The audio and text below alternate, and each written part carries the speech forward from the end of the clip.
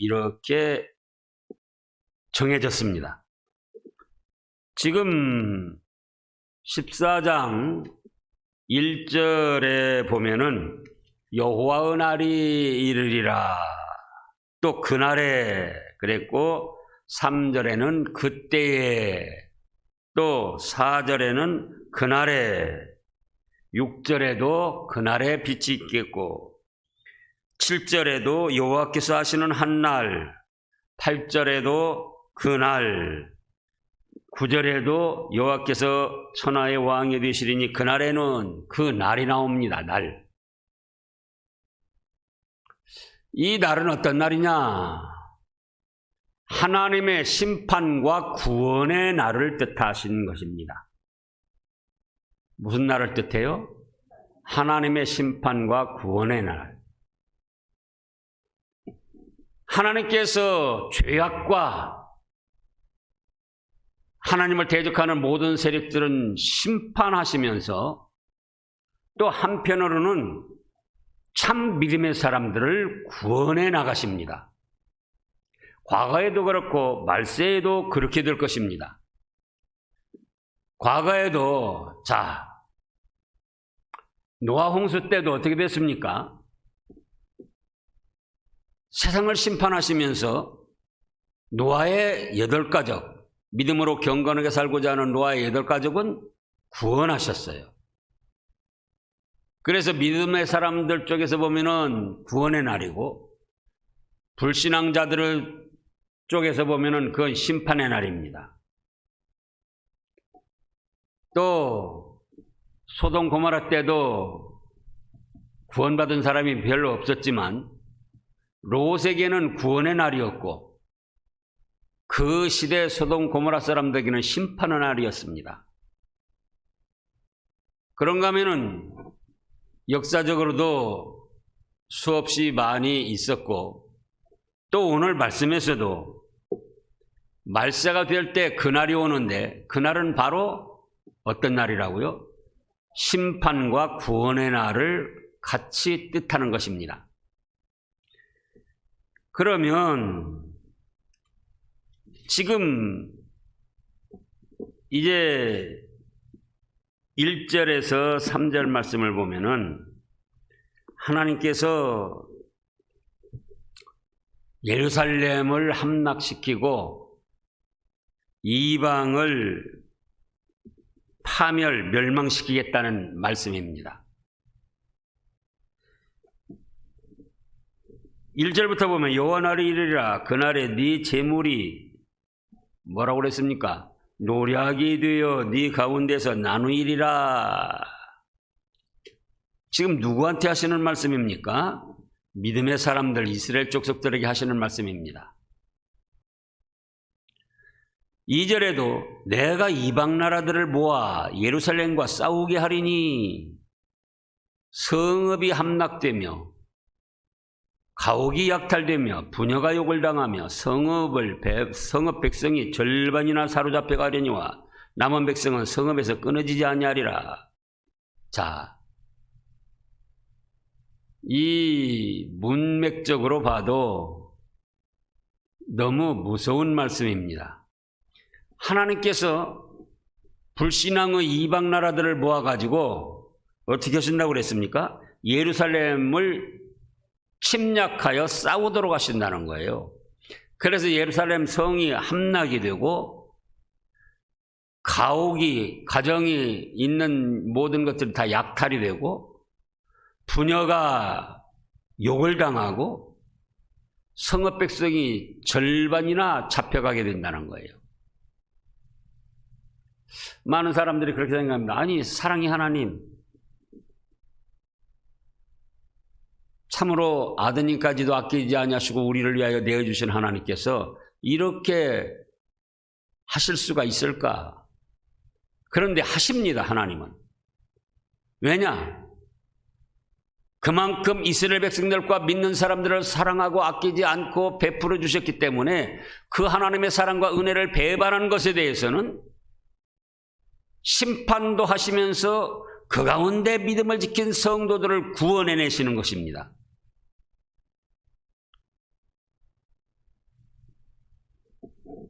또 3절에는 그때 여호와께서 나가사 그 이방 나라들을 치시되 이왕의 전쟁 날에 싸운 것 같이 하시리라.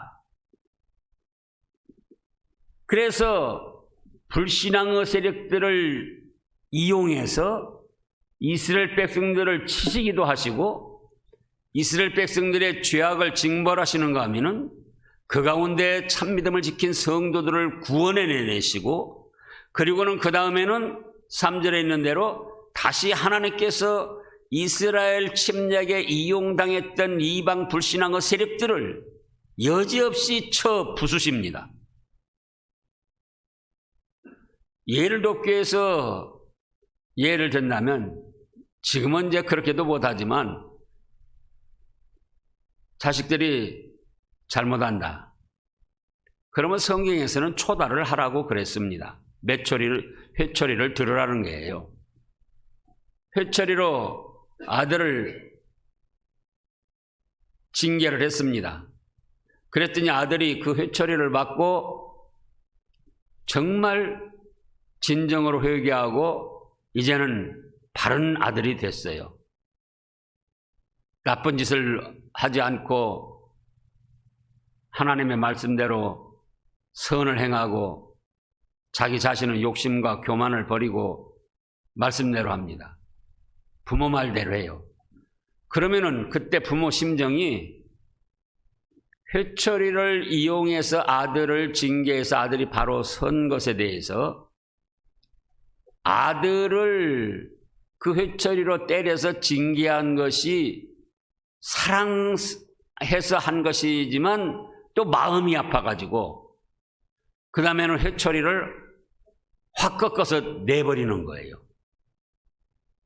그런 것처럼 이스라엘 백성들이 말세에 죄악을 짓고 즉 믿음의 사람들을 뜻하죠. 이제는 믿음의 사람들이 말세에 세상 흐름을 따라서 죄악을 짓고 우상을 섬기고 온갖 타락된 문화에 젖어 있어서 인본주의에 젖어 있어서 그들을 경고하시고 인도를 하시는 거예요. 그러나 그래도 듣지 않고 계속 죄악으로 나갈 때는 바로 불신앙의 세력들, 세상에 믿지 않는 세력들, 그들을 동원해가지고 교회를 치시고 하나님의 백성들을 치십니다. 치시는 중에도 믿음의 사람들은 경건하게 살고자 노력하는 사람들은 구원해내시는 거예요. 그런가 하면은 그 다음에는 믿음의 사람들을 치는 데 사용했던 이방 세력들을 여지없이 쳐 부순다 이 말씀입니다. 자, 우리 과거로 돌아가서 역대하 36장을 보겠습니다. 역대하 36장. 거기에 보면은 아주 비참한 그런 사실들이 기록되어 있습니다.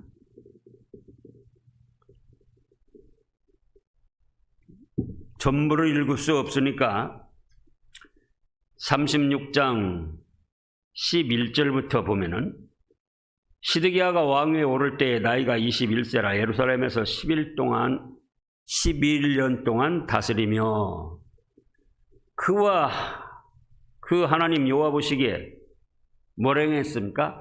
악을 행하고 선지자 예레미야가 여호와의 말씀을 일러도 그 앞에서 겸손하지 아니하였으며 또한 느부갓네살 왕이 그를 그의 하나님을 가리켜 맹세하게 하였으나 그가 왕을 배반하고 목을 곧게 하며 마음을 완악하게 하여 이스라엘 하나님 여호와께로 돌아오지 아니하였고 모든 14절입니다. 모든 제사장들의 우두머리들과 백성도 크게 범죄하여 이방 모든 가증한 일을 따라서 여호와께서 예루살렘에서 거룩하게 두신 그의 전을 더럽게 하였으며 제사장들과 백성들이 함께 하나님의 성전에서 가증한 일, 우상을 섬기고 잡신 미신을 섬기고 그런 행위를 하고 또 음란 방탕한 일을 하고 가증한 일을 행했다는 거예요. 다른 데서도 아니고 하나님의 성전에서 그렇게 했다는 겁니다. 그러니까 그 다음에 15절 그 조상들 하나님 여호와께서 그의 백성과 그 거하시는 곳을 아끼사 부지런히 그의 사신들을 그의 백성들에게 보내어 이르셨으나 심판하시기 전에 징벌하시기 전에 부지런히 하나님의 선지자들을 보내서 회개하고 돌이킬 것을 촉구하셨다 그 말씀이에요. 어떻게? 부지런히 그 조상들 하나님 여호와께서 그의 백성과 그 거하시는 곳을 아끼사 부지런히 그의 사신들을 그 백성에게 보내 이르셨으나 그의 백성이 그 다음에 뭐라고 했습니까? 하나님의 사신들을 비웃고 하나님의 종들이 전하는 말씀을 비웃는 거예요. 웃기지 마. 지금이 어떤 세상인데 그런 소리에. 그리고 하나님의 심판의 말씀을 멸시합니다. 하나님이 참 좋은 하나님인데 무슨 심판을 해. 그리고 그의 선지자를 욕합니다.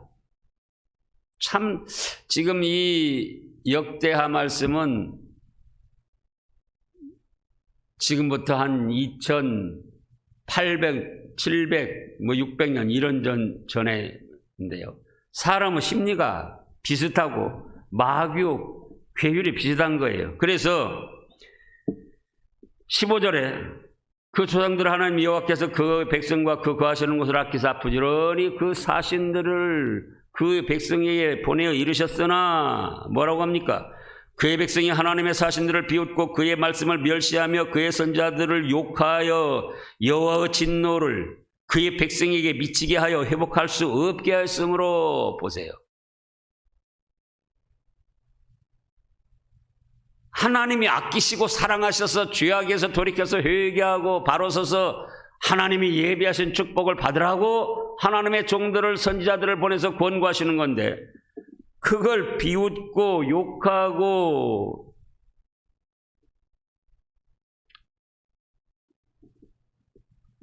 그래서 하나님이 긍휼을 베푸실 수가 없이 되어서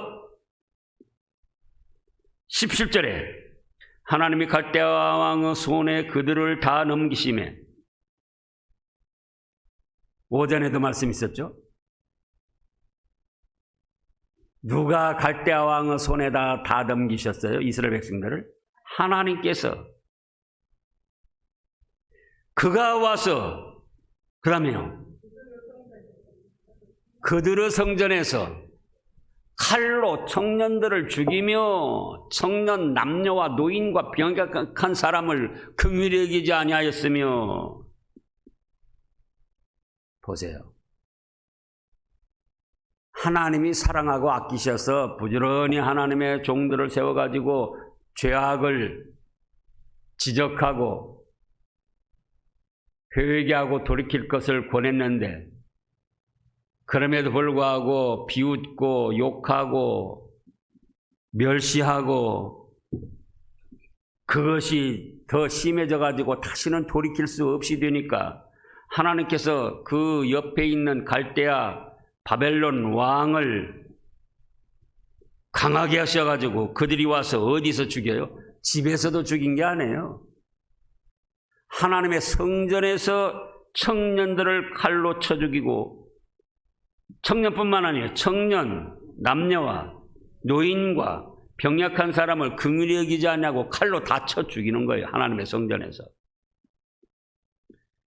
또 하나님의 전의 대속 그릇들과 여호와의 전의 보물과 왕과 방백들을 여러 보물을 다 바벨론으로 가져가고 또 하나님의 전을 불살하며 그 다음에요. 예루살렘 성벽을 하나님의 전을 하나님이 불사름 당하도록 하나님께서 바벨론 왕을 충동하시는 거예요. 누구 전을요? 하나님의 성전을 바벨론 왕이 불사르도록 하나님이 허락을 하신 거예요. 성전 세워놔봤자 뭐하느냐? 그곳에서 죄나 짓고 우상이나 섬기고 온갖 교만으로 하나님의 말씀을 멸시하고 욕이나 하고 나가는데 그런 성전 뭐하게 필요하냐. 그래서 바벨론 왕이 성전을 불사르도록 성전에 있는 모든 하나님 섬기는 기구 빼앗아가도록 다 허락을 하셨다는 겁니다. 그래서 그들이 예루살렘 성벽을 헐며 그들의 모든 궁실을 불사르며 그들의 모든 귀한 그릇들을 부수고 칼에서 살아남은 자를 그가 바벨론으로 이제는 사로잡아가서 무리가 거기서 갈대아 왕과 그의 자손의 노예가 되어서 바사국이 통치할 때까지 이르니라. 이 토지가 황폐하여 이 땅이 안식년을 누린 것 같이 안식하여 70년을 지냈으니 여호와께서 에레미야의 입으로 하신 말씀이 이루어졌더라. 그런데 말세가 되면은 스가랴 선지자를 통해서 주신 말씀은 다시 그런 일들이 일어나겠다는 거예요.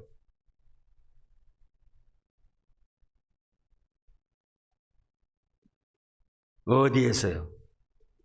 하나님의 성전에서.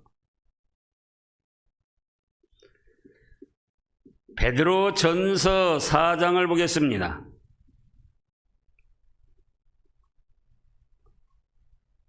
신약 뒤에 히브리 야고보 베드로 전서 4장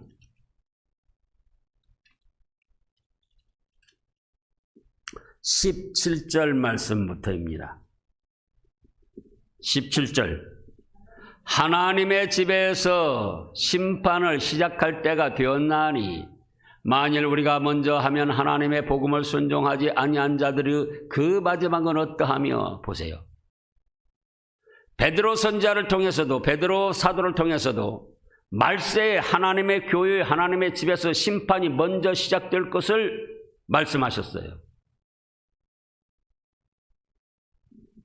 교회라고만 하지 세상 사람들이 짓는 죄악을 여전히 짓고 있다 그거예요. 가증히 여기는 것. 가증히 여기는 것 중에 첫째가 바로 하나님 외에 다른 신을 섬기는 거예요. 그렇기 때문에 성삼위 하나님 외에 다른 종교, 다른 신들은 절대로 인정해서는 안 됩니다. 다른 종교도 존중해 줘야 된다. 그러면 큰일이에요. 사람들 듣기는 좋지요. 사람들 듣기는 종교들이 서로 화합해가지고 그러면 좋겠다. 그러나 하나님의 존재와 하나님의 말씀을 살펴보면은 다른 종교를 존중하고 다른 종교의 신들을 인정하는 것은 가증한 죄악입니다.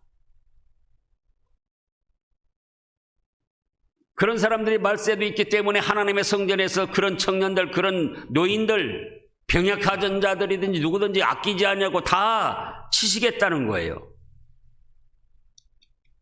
그래서 지금 스가랴 14장 2절에서도 내가 이방 나라들을 모아서 예루살렘과 싸우게 하리니 성읍이 함락되며 가옥이 약탈되며 부녀가 욕을 당하며 성읍 백성이 얼마나요? 절반이나 사로잡혀가고 남은 백성은 성읍에서 끊어지지 아니하리라. 남은 백성은 누굽니까? 그래도 그런 중에서 말씀대로 경건하게 살고자 하는 백성들을 남겨두시는 거예요. 그들에게는 구원의 날이에요. 그리고 3절에서 그때 다시 이제 이스라엘 백성 믿음의 사람들을 징벌하는 데 사용했던 이방 나라들은 하나님께서 전쟁에 여지없이 쳐 부수는 것처럼 쳐 부수고 멸망시킨다는 것입니다. 그런가 하면 4절에 예수님을 통한 구원을 또 말씀을 하셨습니다. 예수님의 재림을 통한 천년 왕국을 또 말씀하셨어요. 그날에 그의 발이 예루살렘 앞 곧 동쪽 감람산에 서실 것이요 이 감람산이 예수님께서 기도하던 곳이요 또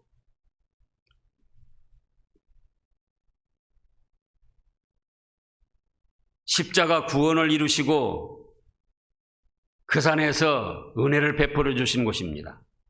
그래서 부활하시고 나서 감람산으로 가라.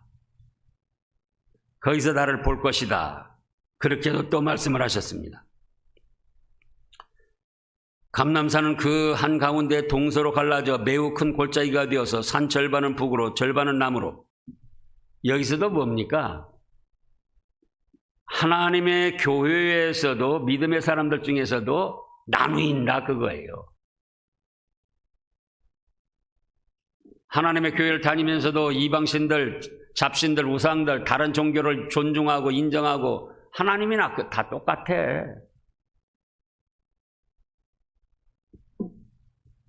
그런 사람들을 하나님이 그냥 두실 수가 없다 그거예요. 그 가르는 거예요. 나눠요. 또 그런 중에도 하나님의 말씀을 붙들고 하나님을 경외하며 믿음으로 살려고 한 성도들, 그들을 나눕니다. 마태복음 25장에도 뭐라고 하셨습니까? 마태복음 25장.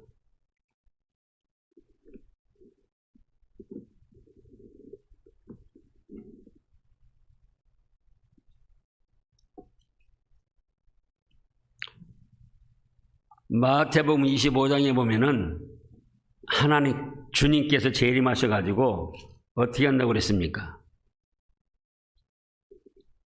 양은 오른편에, 염소는 왼편에 두신다고 그랬어요.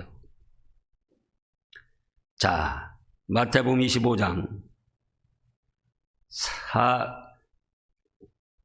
좀 길은데요. 31절부터 보면은요. 인자가 자기 영광으로 모든 천사와 함께 올 때 영광의 보좌에 앉으리니 모든 민족을 그 앞에서 모으고 각각 구분하기를 목자가 양과 염소를 구분하는 것 같이 하여 양은 그 오른편에 염소는 왼편에 두리라. 그리고 그 오른편에 있는 자들에게는 이르시되 내 아버지께 복받을 자들이여 나와 창세로부터 너희를 위하여 예비된 나라를 상속받으라. 이때도 그 날에 속하는 거예요. 예수님이 재림하셔가지고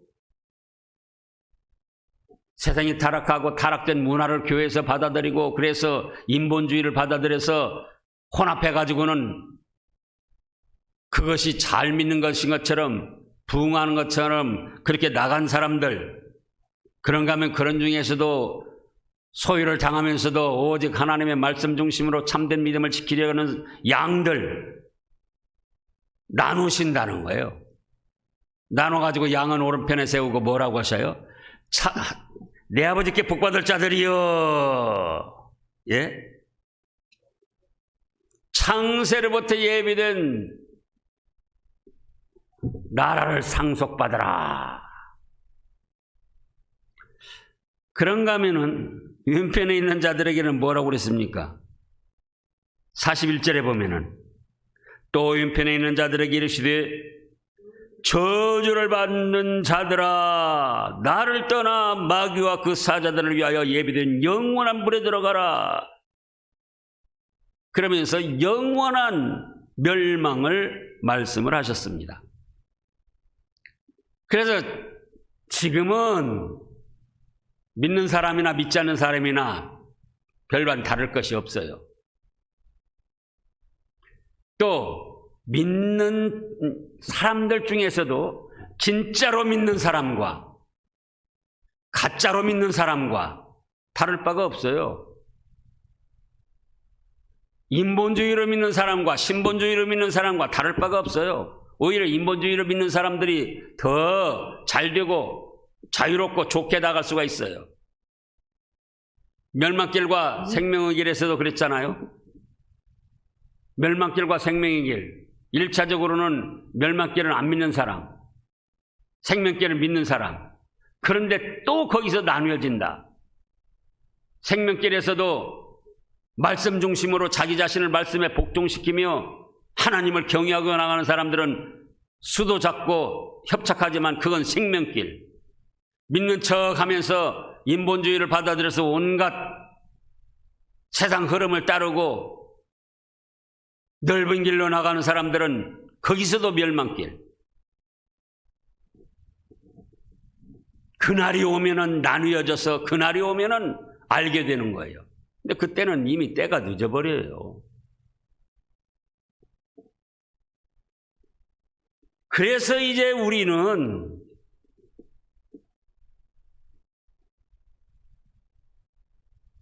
우리 육신의 부패한 성질대로 자유를 누리려고 해서는 안 됩니다. 그럼 어떻게 해야죠? 하나님의 말씀에다가 내 자신을 굴복시켜야 돼요.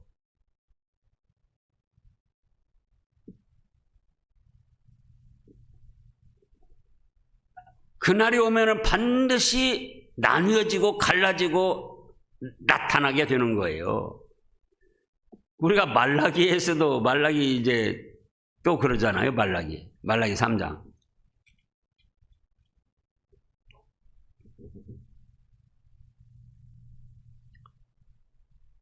16절부터 읽어보겠습니다. 아예 13절부터.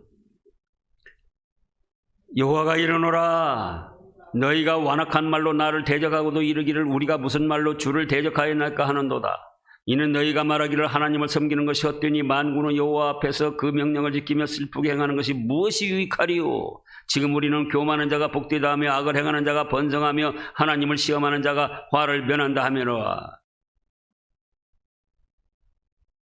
이스라엘 백성들 중에 이런다는 것입니다. 곧 믿는 사람들 중에 이런다는 거예요. 뭐들라고 그렇게 말씀하고 잘 믿으려고 그래. 그냥 적당히 믿어. 세상 흐름 따라서 그렇게 새벽제단 쌓아서 잘 된 거 있어? 주일 오전 오후 새벽이랑 예배 드려가지고 잘 된 거 있어? 뭐들라고 그렇게 어렵게 힘들게 믿으려고 그래. 나봐 얼마나 자유롭고 좋아. 그런다는 겁니다. 그런데 16절부터 보면은 그때 여호와를 경외하는 자들이 피차에 말하며 여호와께서 그것을 분명히 들으시고 여호와를 경외하는 자와 그 이름을 존중히 여기는 자를 위하여 여호와 앞에 있는 기념책에 기록하셨느니라. 근데 현세에서는 몰라요. 하나님을 잘 섬기는 것이 무엇이 유익하냐, 그렇게 예배 안 빠지고 드린다고 유익하냐, 또 예배 한 번이라도 안 빠지려고 정성을 바치며 힘을 쓰는 서로 비슷비슷해요. 자유는 누가 더 있습니까? 넓은 길로 가는 사람들이 더 자유가 있는 거예요. 그런데 17절을 보시자고요. 만군의 여호와가 이르노라 나는 내가 정한 날, 바로 이 정한 날도 하나님의 심판과 구원이 이루어지는 날이에요. 나의 정한 날에 그들을 나의 특별한 소유로 삼을 것이요 또 사람이 자기를 섬기는 아들을 아낀같이 내가 그들을 아끼리니 그때에 너희가 돌아와서 의인과 악인을 분별하고 하나님을 섬기는 자와 섬기지 아니한 자를 분별하리라. 믿지 않는 사람이 얼마나 무서운 멸망을 당하고 믿는 사람이 얼마나 하나님의 사랑스러운 구원을 받으며 또 믿는 사람들 중에서도 진짜로 잘 믿는 사람들과 믿는 척하면서 인본주의로 나가는 사람들, 그때는 구분을 할 수 있다 그겁니다. 그래서 그날이 오면 하나님은 갈라놓으십니다. 구분을 하고 분별을 하셔요. 그걸 하시라고요.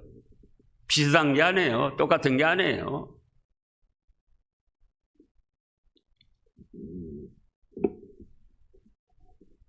그래가지고 심판을 하시는데 이제 오늘 스가랴 14장 거기 말씀을 또 잠깐 보겠습니다. 이제 이방을 심판하는데 어떻게 하시는가? 12절입니다. 그 전에는 믿는 사람들이 이제 11절에는 사람이 그 가운데 살며 다시는 저주가 있지 아니하리니 예루살렘은 평안히 살리로다. 그래서 경건한 사람, 믿음으로 살려는 사람은 이렇게 구원해서 하늘의 신령한 복으로 살게 하신다는 겁니다. 그런가 하면은 12절에 예루살렘을 친 모든 백성에게 여호와께서 내리실 재앙은 이러하니 곧 섰을 때 그대로 살이 썩는다는 거예요. 서 있는데도 살이 썩어 들어가고, 또요, 그들의 눈동자가 눈구멍 속에서 썩으며 그들의 혀가 입속에서 썩을 것이요, 그날에 여호와께서 그들을 크게 요란하게 하시리니 피차 손을 붙잡으며 어찌할까 어찌하면 좋을까 피차 손을 붙잡고 애타하지만 피차 손을 들어 하나님이 치신다는 겁니다. 그래서 우리는 첫째는 믿는 것이 중요하고, 두 번째는 뭐가 중요해요? 말씀에다 자신을 순종시켜 나가는 것이 중요해요. 세상 흐름, 인본주의 그거 좋아하지 마시고, 그날이 오면 분명히 갈라집니다. 분명히 나타납니다. 믿는 척 하지만 멸망받을 자, 진노받을 자와 어려움을 당하지만 그 가운데 말씀을 생명으로 삼고 말씀대로 참믿음을 지킨 성도들과 갈라져요. 분명히 분별이 돼요. 그래서 우리는 심판날에 구원받는 백성들이 되어야 되겠습니다. 기도하겠습니다.